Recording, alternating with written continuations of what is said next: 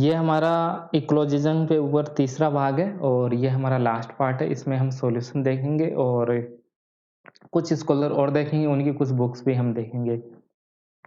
Solution क्या हो सकता है? एनवायरनमेंट की जो प्रॉब्लम है, उसका सॉल्यूशन क्या हो सकता है? तो पहला है सस्टेनेबल डेवलपमेंट यानी सतत विकास। सतत विकास से इसका सॉल्यूशन हो सकता है। सतत विकास यानी हमें अपने जो संसाधन है, उसका प्रयोग इस प्रकार से करना है कि भविष्य की जो हमारी पीढ़ियाँ हैं, उनके लिए भी पर्याप्त रूप से संसाधन बच सके, ओके? तो हम उतने ही संसाधनों का प्रयोग करेंगे जितनी हमारी आवश्यकता होगी और जो संसाधन है, इतने संसाधन हम अपनी आने वाली पीढ़ियों के लिए छोड़ देंगे, जो उनके लिए पर्याप्त होगी। तो यहाँ पर हमें जो संसाधन है, उसका केवल हमें उनका प्रयोग नहीं करना, उन पर जो अधिकार है, वो आने वाली पीढ़ियों का भी रहेगा और हमें कम से कम संसाधनों का प्रयोग करना है। तो इस कॉन्सेप्ट को हम कहते हैं सतत विकास, जिससे हमारा विकास लगातार रहे। यदि हमारे पास में 100% रिसोर्सेज़ है और उसका प्रयोग आपने अभी कर लिया, ओके? तो ये सतत विकास कैसे हो सकता है? 100% रिसोर्सेज़ और आपने उसका प्रयोग एक साथ ही कर लिया है, तो जो डेवलपमेंट होगा वो तो शुरू में तो डेवलपमेंट हो जाएगा, लेकिन एक समय के बाद में आपके पास में रिसोर्सेज़ ही नहीं रहेंगे, तो आपका विकास कैसे करोगे? आप विकास ही नहीं कर सकते। तो विकास करने के लिए आपके पास में रिसोर्सेज़ होने चाहिए और रिसोर्सेज़ का प्रयोग इस प्रकार से आपको करना है कि लंबे समय तक हम संसाधनों का प्रयोग करें और उनका प्रयोग करते हुए विकास कर सकें। जैसे हमारे पास में 100% रिसोर्सेज़ है, तो हमें धीरे-धीरे इनका प्रयोग करना है ऐसे-ऐसे, धीरे-धीरे इनका प्रयोग करना है। ऐसा नहीं है कि एक ही बार में 100% रिसोर्सेज़ का प्रयोग कर लिया। यदि हम एक ही बार में सभी रिसोर्सेज़ का प्रयोग कर लेते हैं या दोहन कर लेते हैं, तो हमारा जो विकास है वो सतत नहीं रहेगा, सस्टेनेबल डेवलपमेंट नहीं रहेगा। एक बार विकास हो जाएगा, उसके बाद में क्या होगा? 10 साल आपने विकास कर लिया, जैसे हमने अभी तक पूरे संसाधनों का यदि आपने प्रयोग कर लिया है 2020 तक आपने सभी संसाधनों का प्रयोग कर लिया, तो आप 2050 में क्या करोगे? आपके पास जो रिसोर्सेज़ है वो तो समाप्त हो गए अभी, तो हमारी जो आने वाली पीढ़ी है उनके लिए तो कुछ बचेगा नहीं, ओके? तो हमें प्रयास इस प्रकार से करना है कि संसाधन थोड़ा-थोड़ा हमें प्रयोग करना है और आगे आने वाली पीढ़ियों के लिए भी हमें बचाए रखना है जिससे सस्टेनेबल डेवलपमेंट हो सके, इस प्रकार का प्रयोग हमें करना है। दूसरा हमें एक होलिस्टिक अप्रोच बनाना होगा होलिस्टिक अप्रोच हमें अपनानी होगी। होलिस्टिक अप्रोच यानी एक ऐसी बड़ी अवधारणा को अपनाना होगा, एक बड़ी अप्रोच को हमें अपनाना होगा जिसमें सस्टेनेबल डेवलपमेंट को हम शामिल कर सकते हैं और हमें इस प्रकार की अप्रोच अपनाना होगा जिसमें संसाधनों का प्रयोग तो कम हो, इसके अलावा भी कई सारे हमें प्रयास करने होंगे। जैसे जो सौर ऊर्जा है उसका हमें ज़्यादा से ज़्यादा हमें बढ़ाना होगा, जो पवन ऊर्जा है, सौर ऊर्जा है, ओके, उनका प्रयोग को हमें बढ़ाते हुए जो ऐसे रिसोर्स है, जो लिमिट्स है उनकी, जो फिक्स है, उन्हीं को उनका प्रयोग आप कम कीजिए और जो रिसोर्सेज़ अनलिमिटेड है, जैसे सौर ऊर्जा, सूर्य से तो ऊर्जा हमेशा आती रहेगी, पवन है, पवन ऊर्जा की हम बात करें तो हवाएँ तो चलती रहेगी। तो उस प्रकार से यदि आप उससे आप उसका प्रयोग करते हुए अपना डेवलपमेंट करते हो तो कोई प्रॉब्लम नहीं है। तो आपके पास में बहुत सारे ऑप्शन होने चाहिए। ऐसा नहीं है कि केवल आपके पास जो फिक्स रिसोर्सेज़ है उन्हीं का प्रयोग कर रहे हो और उन्हीं का प्रयोग करते हुए आप डेवलपमेंट कर रहे हो, ऐसा आपको नहीं करना है। और वर्तमान में होलिस्टिक अप्रोच पर ही काम किया जा रहा है। ओके, कई सारे डायमेंशन के रूप में हम काम कर रहे हैं, जैसे इंटरनेशनल ऑर्गेनाइज़ेशन है वो भी अपने लेवल पर काम कर रहे हैं, साइंटिस्ट है वो भी अपने लेवल पर काम कर रहे हैं और जो देश है वो भी सब अपने-अपने लेवल पर काम कर रहे हैं कि जो प्रॉब्लम है उनका सॉल्यूशन कैसे भी रहे, ओके? कैसे भी उनका हम समाधान कर सकें। तो ये उसका सॉल्यूशन हो सकता है। कुछ फैक्ट है जो हमें देखने हैं। पहला है ग्रीन पॉलिटिकल मूवमेंट कब चलता है, तो ग्रीन पॉलिटिकल जो मूवमेंट है मैंने 1980s, ओके, जो 1980 का जो दशक है उसके अंतर्गत ग्रीन पॉलिटिकल मूवमेंट चलते हैं, कई सारे आंदोलन चलते हैं, आप इंडिया के अंतर्गत भी देख सकते हो और विश्व के अंतर्गत भी देख सकते हो। 1980 का जो दशक है बहुत महत्वपूर्ण है और इसमें एनवायरनमेंट से जुड़े जो मूवमेंट है वो काफ़ी बड़े लेवल पर चलते हैं। तो कब तक चलते हैं? 1970 से 1990 के बीच में कई सारे आंदोलन चलते हैं।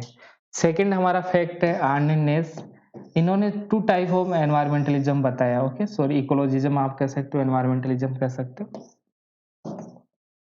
जो इकोलॉजिज्म है उसके 2 पार्ट बताए हैं, जैसे शैलो और अप्रोच है, डीप अप्रोच है। इन दोनों का जो डिवाइडेशन है या क्लासिफिकेशन है वो आर्ने नेस के द्वारा किया गया है। अगला है पीटर सिंगर, इनका बुक है एनिमल लिबरेशन और एक स्कॉलर है रीगन, इनका बुक है the case for animal rights. इन ये जो दोनों बुक है और दोनों स्कॉलर है वो एनिमल लिबरेशन के लिए काम करते हैं, एनिमल है, उनके प्रोटेक्शन के लिए वो काम करते हैं क्योंकि जब तक एनिमल रहेंगे तभी तक तो ये जो इकोसिस्टम है वो बना रहेगा। ओके, तो आप सबको आपको मिलकर ही रहना पड़ेगा। ये पूरा नेचर हो गया या एनवायरनमेंट हो गया, इन सब में आपको मिल-जुल कर ही आपको काम करना होगा। पेड़-पौधे हैं, नदियाँ हैं, हम हैं, सभी एक-दूसरे से जब तक मिल-जुल कर काम करेंगे तभी ये जो प्रकृति है ये लंबे समय तक रहेगी। तो ये बुक है इनका पीटर सिंगर का एनिमल लिबरेशन और रीगन का बुक है the case for animal rights. अगले स्कॉलर है रोबिन एक्सले। ओके, इनके द्वारा जो बुक लिखी गई है वो है the green state rethinking democracy and sovereign. Okay, और इनका कॉन्सेप्ट है क्रिटिकल डेमोक्रेटिक स्टेट। ये कॉन्सेप्ट देते हैं अपनी इसी बुक के अंतर्गत क्रिटिकल डेमोक्रेटिक स्टेट। ओके, ये इनके द्वारा दिया गया है, ये इनकी बुक है और ये इनका कॉन्सेप्ट है। तो केवल बुक आपको ध्यान में रखना है और बुक के साथ में ये जो स्कॉलर है किसके द्वारा ये बुक लिखी गई है ये आपको ध्यान में रखना है। अगला है डेविड स्कॉल्सबर्ग। इनके द्वारा जो बुक लिखी गई है वो है डिफाइनिंग एनवायरनमेंट जस्टिस हेरिज मोमेंट एंड नेचर। ये इनकी बुक है और अगली बुक है यहाँ पर ल्यूक के द्वारा लिखी गई है capitalism democracy and ecology departing from marks. Okay, ये इनका बुक है। अगला है मुरे बुकचिन। ये बहुत महत्वपूर्ण है, मुरे बुकचिन को ठीक से आप नोट कीजिए, इसको हम पढ़ेंगे अभी। मुरे बुकचिन ये कौन है? ये एक पर्यावरणीय अराजकतावादी है, एनार्किज़्म का सपोर्ट इनके द्वारा किया जाता है। इनका क्या मानना है मूरी बुकचिन अपनी बुक के अंतर्गत, और इनका जो बुक है वो है पोस्ट स्क्रेसिटी एनार्किज़्म। ये बहुत महत्वपूर्ण बुक है इनका।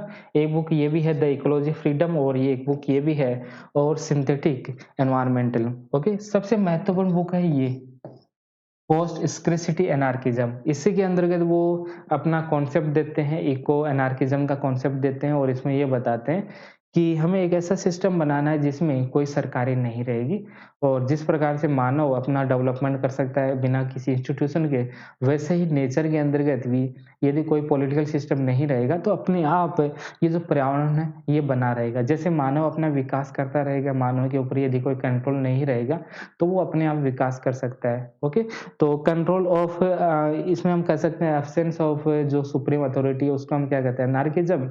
और इसी प्रकार का एनार्किज्म एनवायरनमेंट के अंतर्गत भी होना चाहिए। यदि कोई भी पॉलिटिकल सिस्टम नहीं होगा या पॉलिटिकल जो अथॉरिटी सुप्रीम अथॉरिटी नहीं रहेगी तो एनवायरनमेंट अपने आप अपना डेवलपमेंट कर लेगा, इसको किसी की आवश्यकता नहीं है। ये अपनी जैसे इनके सामने कोई प्रॉब्लम एनवायरनमेंट के सामने आती है, तो वो अपने आप जो भी प्रॉब्लम आती है उसका सॉल्यूशन कर लेगा, इसके ऊपर किसी भी सरकार की आवश्यकता नहीं है। तो एक प्रकार से यहाँ पर इको एनार्किज़्म की बात की जा रही है मोरी बुक्सिन के द्वारा। इनकी बुक बहुत महत्वपूर्ण है, पोस्ट स्क्रेसिटी एनार्किज़्म। ओके, इसके अलावा 2 बुक ये भी देख लेना और सिंथेटिक एनवायरनमेंट और ये है द इकोलॉजी फ्रीडम।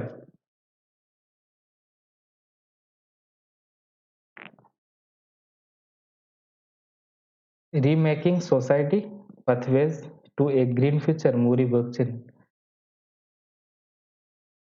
अगले हैं पेटर है, इनकी बुक है a companion to environmental thought 2002 के अंतर्गत आती है। और एक बुक है गाया जेम्स लोवलॉक के द्वारा लिखी गई। ये बहुत महत्वपूर्ण स्कॉलर है ये भी, जेम्स लोवलॉक, जिनके द्वारा गाया थ्योरी दिया हुआ है। तो गाया थ्योरी किसके द्वारा दिया गया है? जेम्स लोवलॉक के द्वारा ये थ्योरी दिया गया है, गाया थ्योरी,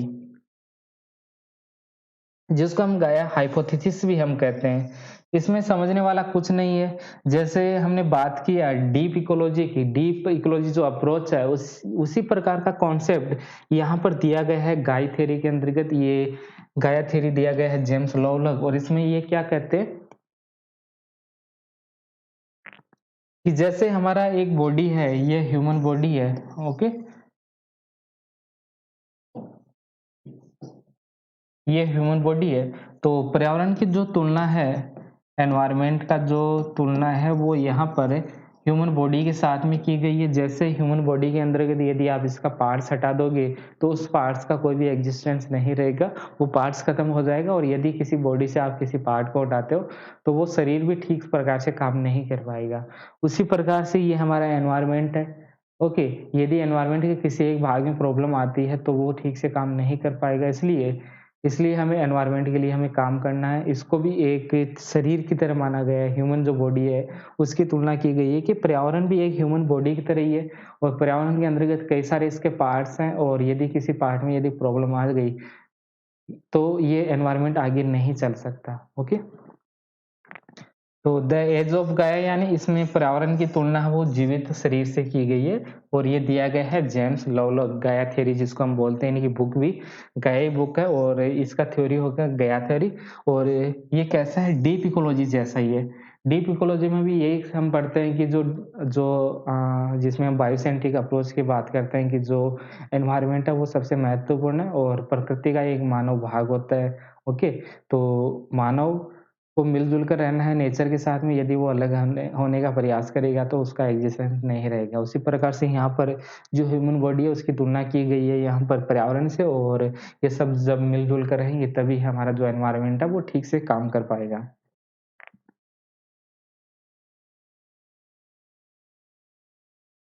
ये 2 स्कॉलर और है, ये भी देख लीजिए, वान पॉम वुड का बुक है, एनवायरमेंटल कल्चर है और एल्डो लेपोर्ड का बुक है, sand country almanac. Okay? ये बुक आप देख लेना और इसमें बताया गया है कि नैतिकता के आधार पर पर्यावरणीय सुरक्षा हम किस प्रकार से कर सकते हैं, ये सब इस बुक में बताया गया है।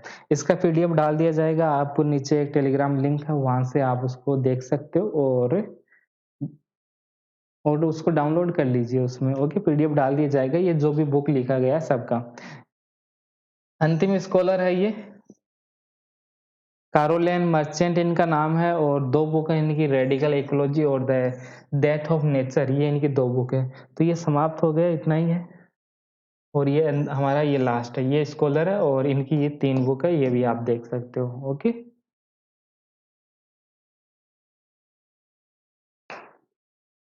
तो इसमें बुक्स तो बहुत सारी है, जो महत्वपूर्ण बुक बताई थी वो आप देख लेना, कई सारे जो थ्योरी है वो भी हमने देख लिया है। तो क्वेश्चन आते हैं तो बहुत सिंपल से यहाँ से क्वेश्चन आते हैं, जिसको आप आराम से कर सकते हो। ओके? और इंटरनेशनल जो ऑर्गेनाइजेशन जो सबमिट करवाते हैं, कई सारे जो सबमिट होते हैं इंटरनेशनल एनवायरनमेंट से जुड़े हुए, वो सब कुछ आईआर का भाग होता है। यहाँ हम केवल थ्योरी देख रहे हैं, तो यहाँ पर हमने केवल थ्योरी देखा है। उसका जो अप्लाइड पार्ट है वो यहाँ पर नहीं देखा है। तो यहाँ पर केवल थ्योरी हमने पढ़ा है, तो इसको आप ठीक से ध्यान में रखिए। ओके? तो टॉपिक को यहीं अब समाप्त करते हैं।